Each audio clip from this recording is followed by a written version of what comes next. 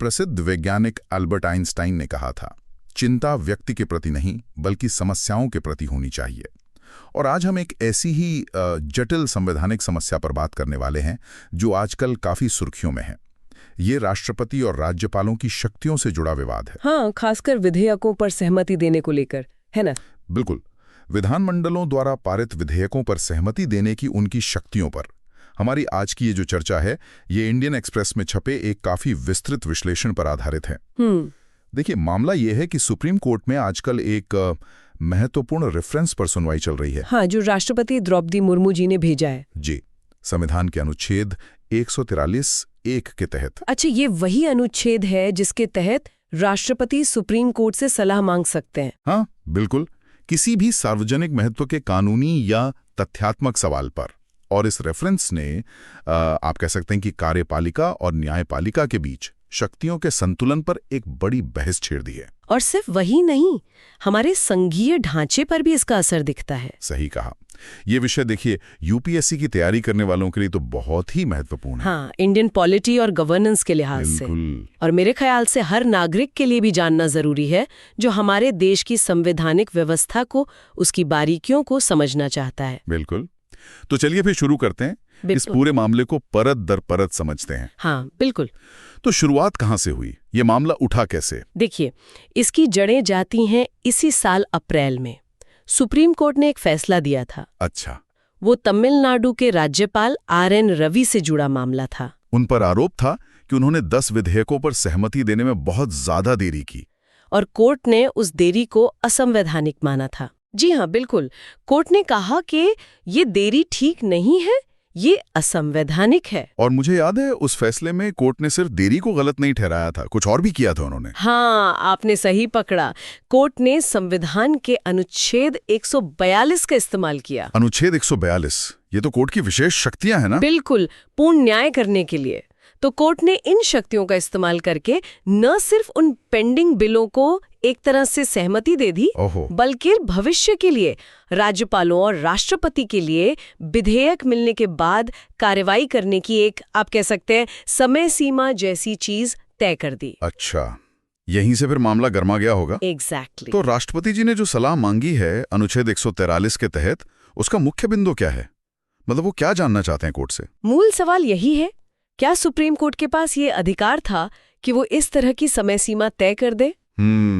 खासकर तब जब संविधान बनाने वालों ने खुद ऐसी कोई साफ समय सीमा नहीं रखी थी। सही बात है। तो यहीं से ये कार्यपालिका के अधिकार क्षेत्र और न्यायपालिका की समीक्षा शक्तियों के बीच एक टकराव का मुद्दा बन गया। दिलचस्प बात यह है कि जब ये रेफरेंस कोर्ट में गया तो इसकी वैधता पर ही सवाल उठ गया। हाँ, ये सुनवाई का एक बहुत अहम पहलू रहा। जो राज्य थे जैसे तमिलनाडु, उनके वकीलों ने तर्क दिया कि ये रेफरेंस असल में अप्रैल वाले फैसले के खिलाफ एक छुपी हुई अपील है। अपील या पुनर्विचार याचिका? हाँ, कुछ वैसा ही। उनका कहना था कि सुप्रीम कोर्ट का कोई भी फैसला, चाहे किसी भी बेंच का हो, वो तो देश का कानून बन जाता है अनुच्छेद 141 के तहत। तो उसकी समीक्षा या पुनर्विचार आमतौर पर वही जज करते हैं या फिर कोई बड़ी बेंच करती है।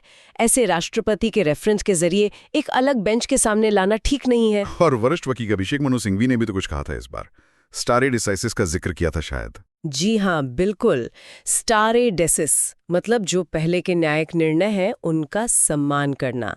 सिंघवी जी का तर्क था कि ये प्रक्रिया कोर्ट की अपनी अखंडता और जो स्थापित न्यायिक मिसालें हैं उनको कमजोर करती है। लेकिन केंद्र सरकार का पक्ष अलग था। बिल्कुल।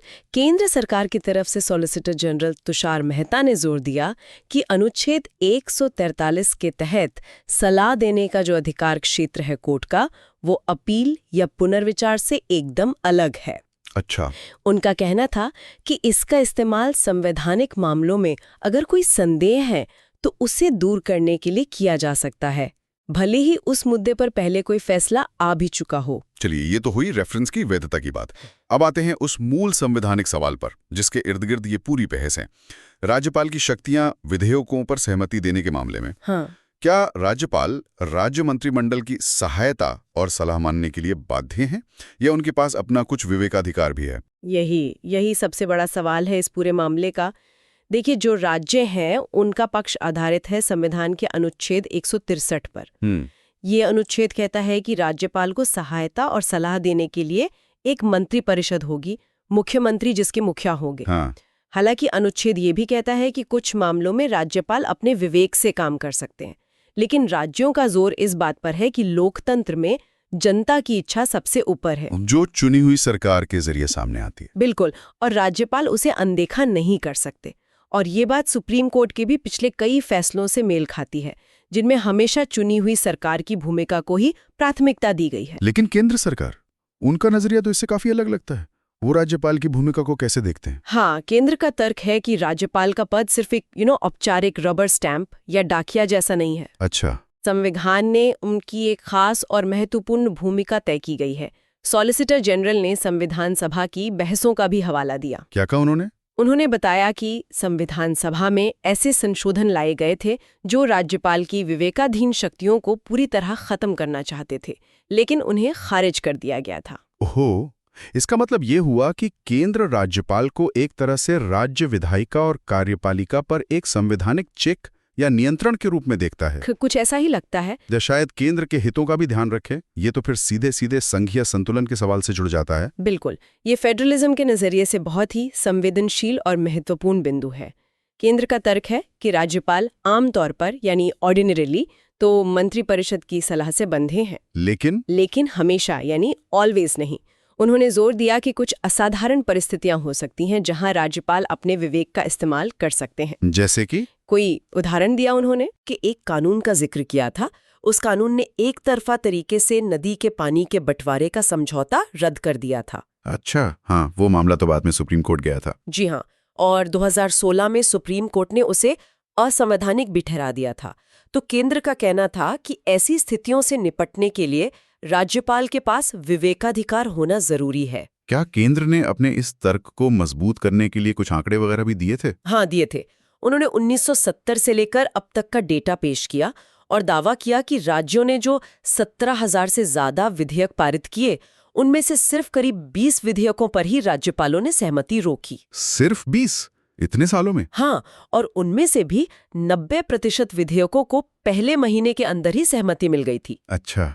तो इसके जरिए वो ये दिखाना चाह रहे थे कि राज्यपाल अपनी इस शक्ति का इस्तेमाल बहुत सोच समझ कर करते हैं, विरले मामलों में ही करते हैं, ऐसे ही नहीं। एक और बड़ा पेचीदा सवाल उठता है, वो है पॉकेट वीटो का। हाँ, मतलब अगर राज्यपाल किसी बिल पर ना हाँ कहें ना, बस उसे अनिश्चित काल के लिए अपनी जेब में रख लें, तो क्या होगा? अप्रैल वाले फैसले में तो कोर्ट ने कहा था कि ऐसा नहीं हो सकता।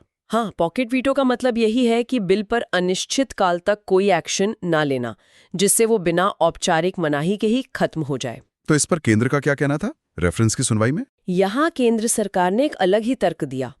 उन्होंने कहा कि संविधान का अनुच्छेद 200 जो राज्यपाल की सहमति से जुड़ा है, वो कहता है कि राज्यपाल या तो सहमति देंगे या रोक लेंगे या राष्ट्रपति के लिए आरक्षित रखेंगे। हाँ, ये 3 विकल्प हैं। तो केंद्र का कहना था कि अगर बिल रोक लिया जाता है तो वो समाप्त हो जाएगा।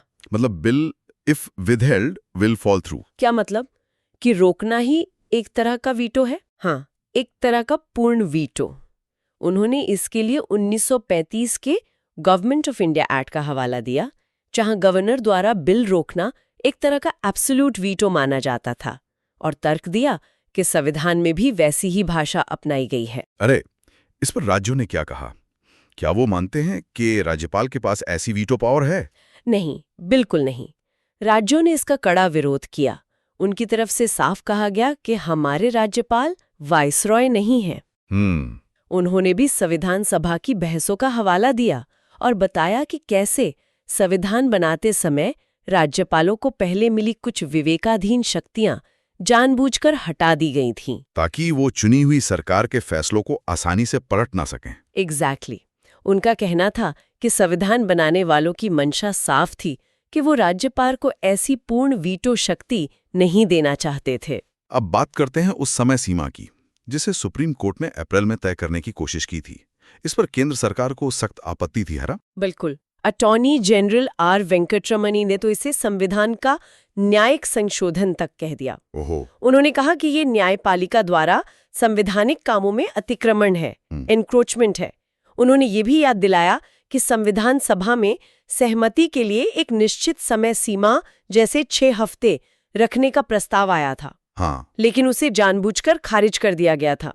और उसकी जगह यथाशीघ्र, एज सून एज पॉसिबल जैसा लचीला शब्द अपनाया गया था। तो फिर केंद्र का सुझाव क्या है? अगर कोर्ट समय सीमा तय नहीं कर सकता और यथाशीघ्र का मतलब अनिश्चित काल भी नहीं होना चाहिए, तो फिर हल कैसे निकलेगा ऐसी देरी का? केंद्र का तर्क था कि ऐसे मामले राज्यपाल और राज्य सरकार के बीच राजनीतिक बातचीत से सुलझने चाहिए, पॉलिटिकल डायलॉग से। हाँ, उनका मानना था कि अदालत को इसमें एक न्यायिक हेडमास्टर की तरह दखल नहीं देना चाहिए और न ही कोई ऐसी आर्टिफिशियल समय सीमा थोपनी चाहिए। लेकिन फिर वही सवाल, यथाशीघ्र का मतलब क्या है? क्या महीनों या सालों की देरी को यथाशीघ्र माना जा सकता है? यही वो मुश्किल सवाल है जिसका जवाब खोजा जा रहा है। कर्नाटक राज्य की तरफ से पेश हुए वरिष्ठ वकील गोपाल सुब्रमण्यम ने एक बड़ा अच्छा तर्क दिया इस पर। क्या कहा उन्होंने? उन्होंने कहा कि यथाशीघ्र शब्द में सिर्फ लचीलापन ही नहीं है, बल्कि राज्यपाल का जो संवैधानिक कर्तव्य है उसके प्रति एक तात्कालिकता की भावना, एक सेंस ऑफ इमीडिएटली भी छिपी हुई है। अच्छा, तात्कालिकता की भावना। हाँ, उनके अनुसार अप्रैल के फैसले में जो समय सीमा दी गई थी उसका मतलब ये नहीं था कि समय खत्म होते ही सहमति अपने आप मिल जाएगी। तो फिर क्या मतलब था? मतलब ये था कि उस समय के बाद अगर और देरी होती है तो उसे अनुचित माना जा सकता है और तब न्यायिक समीक्षा का रास्ता खुल जाएगा। ये देरी पर एक तरह का अंकुश लगाने का तरीका था, ना कि सहमति देने का आदेश। ये एक अलग नजरिया है। अच्छा, इस मामले में एक और कानूनी मुद्दा उठा था। हाँ, वो अनुच्छेद 32 को लेकर। क्या राज्य सरकारें ऐसे मामलों में सीधे सुप्रीम कोर्ट जा सकती हैं? अनुच्छेद 32 के तहत ये तो नागरिकों के मौलिक अधिकारों के लिए है ना? हाँ, केंद्र सरकार इसके भी सख्त खिलाफ थी। सॉलिसिटर जनरल मेहता ने कहा कि अनुच्छेद 32 का उपचार मौलिक अधिकारों को लागू कराने के लिए है और राज्य सरकारें जो खुद स्टेट की परिभाषा में आती हैं वो अपने लिए इसका दावा नहीं कर सकती। अच्छा, उन्होंने ये भी तर्क दिया कि राज्यपाल संवैधानिक पद पर हैं, वो तकनीकी रूप से केंद्र सरकार का प्रतिनिधित्व नहीं करते कि उनके खिलाफ राज्य सीधे सुप्रीम कोर्ट चला जाए। और राज्यों ने इसका क्या जवाब दिया? क्या वे मानते हैं कि उनके पास ये अधिकार है? हाँ, वरिष्ठ वकील सिंघवी ने इसका विरोध किया। उन्होंने कहा कि संविधान बनाने वाले भी राज्यपाल को केंद्र और राज्य के बीच एक महत्वपूर्ण कड़ी, एक लिंक के रूप में देखते थे। और अगर राज्यपाल अपने संवैधानिक कर्तव्य नहीं निभा रहे, जिससे राज्य का काम रुक रहा है, तो राज्य के पास न्यायिक उपचार का रास्ता तो होना चाहिए। और इसमें एक दिलचस्प बात भी हुई थी शायद आंध्र प्रदेश को लेकर। हाँ, ये बहुत इंटरेस्टिंग था। आंध्र प्रदेश राज्य, जिसकी रूलिंग पार्टी केंद्र में एनडीए की सहयोगी है, उसने भी राज्यों के इस अधिकार का बचाव किया कि वो रिट याचिका के जरिए सुप्रीम कोर्ट जा सकते हैं। अच्छा, ये दिखाता है कि ये मुद्दा सिर्फ विपक्षी पार्टियों वाले राज्यों का ही नहीं है। बिल्कुल, ये व्यापक रूप से राज्यों के अधिकारों और हमारी संघीय व्यवस्था से जुड़ा हुआ मसला है। और यहीं पर अगर हम इसे थोड़ा और बड़े परिप्रेक्ष्य में देखें तो ये पूरा मुद्दा सिर्फ कानूनी या संवैधानिक व्याख्या का नहीं रह जाता। आप संघवाद की बात कर रही हैं? हाँ, बिल्कुल, ये भारत के फेडरलिज्म की जड़ों को छूता है। हम अक्सर देखते हैं जो विपक्षी दलों द्वारा शासित राज्य हैं वो राज्यपालों पर आरोप लगाते हैं कि वो केंद्र के इशारे पर काम कर रहे हैं, बिलों को बेवजह रोक रहे हैं या देरी कर रहे हैं, और वो न्यायिक हस्तक्षेप चाहते हैं। हाँ, जबकि केंद्र सरकार राज्यपाल की विवेकाधीन शक्तियों पर जोर देती है और न्यायिक हस्तक्षेप का विरोध करती है। ये केंद्र और राज्यों के बीच जो शक्ति संतुलन है और जो आजकल तनाव दिखता है उसको भी साफ तौर पर उजागर करता है। तो ये थी राष्ट्रपति और राज्यपालों की विधेयकों पर सहमति देने की शक्तियों से जुड़ी इस काफी जटिल और बहुस्तरीय संवैधानिक बहस की एक विस्तृत तस्वीर, जैसा कि इंडियन एक्सप्रेस के विश्लेषण में सामने आया है। हमने देखा कि कैसे राष्ट्रपति का अनुच्छेद 143 रेफरेंस, फिर सुप्रीम कोर्ट का अप्रैल का फैसला, अनुच्छेद 142 का इस्तेमाल, राज्यपाल की विवेकाधीन शक्तियां, अनुच्छेद 163 की व्याख्या, अनुच्छेद 200 के तहत सहमति रोकना या वो पॉकेट वीटो का सवाल। फिर यथाशीघ्र का क्या मतलब है? समय सीमा तय करने पर न्यायपालिका और कार्यपालिका का टकराव। अनुच्छेद 32 के तहत राज्यों का सुप्रीम कोर्ट जाने का अधिकार। और इन सब के पीछे छुपा हुआ संघवाद का बड़ा मुद्दा। ये सब पहलू आपस में उलझे हुए। तो अब आगे क्या? मतलब इसका कुल मतलब क्या निकलता है? So what does this all mean? देखिए, तकनीकी रूप से तो सुप्रीम कोर्ट इस मामले में जो भी राय देगा वो सिर्फ राष्ट्रपति के लिए एक सलाह होगी। अनुच्छेद 143 के तहत दी गई सलाह बाध्यकारी नहीं होती। अच्छा, लेकिन व्यवहारिक रूप से इसका महत्व बहुत ज्यादा होगा। ये न सिर्फ भविष्य में ऐसे मामलों से निपटने का एक तरह से रास्ता तय करेगा, बल्कि ये भी दिखाएगा कि हमारी संवैधानिक व्यवस्था में कार्यपालिका न्यायिक समीक्षा को किस हद तक स्वीकार करने को तैयार है। ये भी बात है। और ये सुप्रीम कोर्ट के अंदर ही अलग अलग बेंचों के फैसलों में एक रूपता लाने की जरूरत को भी शायद रेखांकित करें। और सबसे बढ़कर, जैसा हमने कहा, ये केंद्र और राज्यों के बीच शक्ति संतुलन के भविष्य को बहुत गहरे तक प्रभावित कर सकता है। ये हमारी पूरी संवैधानिक मशीनरी के ठीक से काम करने के लिए बेहद जरूरी मामला है। बिल्कुल। आज के इस गहन चर्चा के अंत में हम अपने सुनने वालों के लिए एक सवाल छोड़ना चाहेंगे। हाँ, जरूर। संविधान निर्माताओं ने राज्यपाल की भूमिका में एक तरफ तो राज्य के संवैधानिक प्रमुख होने और चुनी हुई सरकार की सलाह पर काम करने की बात कही, दूसरी तरफ कुछ विशेष परिस्थितियों में उन्हें विवेकाधिकार भी दिया और शायद केंद्र के प्रतिनिधि के तौर पर भी उनकी एक भूमिका देखी। तो ये जो नाजुक संतुलन बनाने की कोशिश की गई थी, क्या वो संतुलन आज के बदलते राजनीतिक माहौल में, जहां केंद्र राज्य संबंध अक्सर तनावपूर्ण रहते हैं, प्रभावी ढंग से कायम है, या आपको लगता है कि इसमें आज की जरूरतों के हिसाब से किसी पुनर्विचार या और ज्यादा स्पष्टता की जरूरत है? इस पर सोचिएगा जरूर। और हाँ, जो यूपीएससी की तैयारी कर रहे हैं उनके लिए तो ये विषय बहुत ही महत्वपूर्ण है। बिल्कुल। इंडियन पॉलिटी यानी जीएस पेपर 2 और गवर्नेंस के लिए इसमें अनुच्छेद 142, 143, 163, 200, 326 जैसे कई अहम संवैधानिक प्रावधानों की गहरी समझ जरूरी है। कार्यपालिका न्यायपालिका संबंध, केंद्र राज्य संबंध, संघवाद, ये सारे मुद्दे इसमें शामिल हैं। और प्रीलिम्स के लिए भी इन अनुच्छेदों और संबंधित केस की जानकारी महत्वपूर्ण हो सकती है। और सामान्य जानकारी रखने वाले नागरिकों के लिए भी ये समझना दिलचस्प है कि हमारे देश में कानून कैसे बनते हैं और इसमें अलग-अलग संवैधानिक पदों की क्या भूमिका है, क्या सीमाएं हैं। सही कहा। अगर इस विषय पर आपके मन में कोई और सवाल हैं या आप किसी पहलू पर और स्पष्टता चाहते हैं तो नीचे कमेंट्स में हमें ज़रूर बताएं। और अगर आपको ये विश्लेषण पसंद आया हो तो इसे लाइक करें और हमारे चैनल को सब्सक्राइब करना ना भूलें, ताकि आप भविष्य में ऐसे और गहन विश्लेषणों से चूके नहीं। अगली बार फिर मिलेंगे एक नए विषय के साथ, उसकी गहराई में उतरने के लिए।